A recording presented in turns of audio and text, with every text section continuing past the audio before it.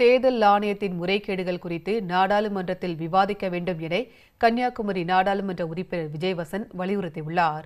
கன்னியாகுமரி மாவட்டம் மார்த்தாண்டத்தில் வசந்த் தொலைக்காட்சிக்கு பிரத்யேக பேட்டியளித்த அவர், நடுநிலையோடு செயல்பட வேண்டிய தேர்தல் ஆணையத்தின் செயல்பாடுகள் ஒருதலைபட்சமாக உள்ளதாக குற்றம் சாட்டினார்.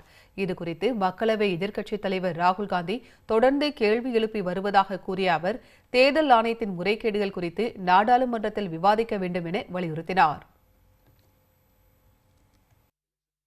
காந்தி அவர்கள் தேர்தல் ஆணையமுடைய முறைகேடை 2 நாட்கள் முன்பு வெளிப்படையாக ஒரு டீடைல்டு ரிப்போர்ட் ஒண்ணு குடுத்திருந்தாரு. அதுல என்னன்னா election commission voters IDs misuse பண்ணியிருக்காங்க. ஃபேக்கான வோட்டர் லிஸ்ட்ட நெறைய ஆட் பண்ணியிருக்காங்க.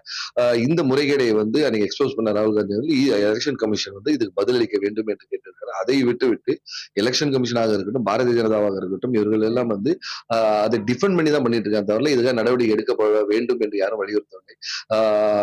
ஓட்டிங் நம்மளுடைய ரைட்ஸ். அதாவது மக்களுக்கு எலெக்ஷன் மீது ஒரு நம்பிக்கை வர வேண்டும். அதற்கு எலெக்ஷன் கமிஷன் உன்னத தன்மையை சொல்ல வேண்டும். அது போல நடுநிலையாக இருக்க வேண்டும். இது ஒருதலையாக இவர் செயல்படுவதாக இருக்கிறது.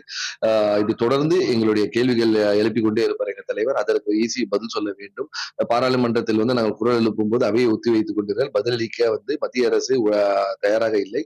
உடனடியாக இதற்கான விளக்கத்தையும் பாராளுமன்றத்தில் விவாதிக்கவும் வேண்டும் என்று கேட்டுக்கிறேன்.